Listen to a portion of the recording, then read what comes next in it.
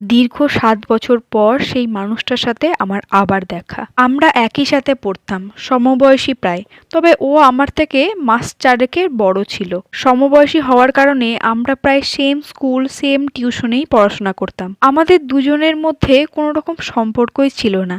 তবু কেন জানি না সবাই মনে করতো আমরা দুজনে দুজনের সাথে মনে হয় সম্পর্কে রয়েছি। কেন জানি না ওর কথা আমাকে কেউ বললে আমি যেন কেন একটু লজ্জা পেতাম। আমার বন্ধু বান্ধবীরা যদি ওর বিষয়ে কোনো কিছু কথা বলতো আমি কোনো উত্তরও দিতে পারতাম না।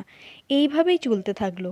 একদিন হঠাৎ করে ও আর আমি প্রায় একসাথেই টিউশনে যাচ্ছিলাম। তখন ও আমাকে হঠাৎ করেই বলল, একটা তোকে কথা বলতে চাই, কিছু মনে করবি না তো? আমি বললাম, কি এমন কথা বলবি যে কিছু মনে করব? তখন ও আমাকে বলল যে সবাই আমাদেরকে নিয়ে এমনভাবে বলে, তো সবার এরকম বলাটা যদি সত্যি হয়ে যায় তাহলে কেমন হয়? আমি সেদিন একদম চুপ হয়ে গিয়েছিলাম, কিছু বলতে পারিনি।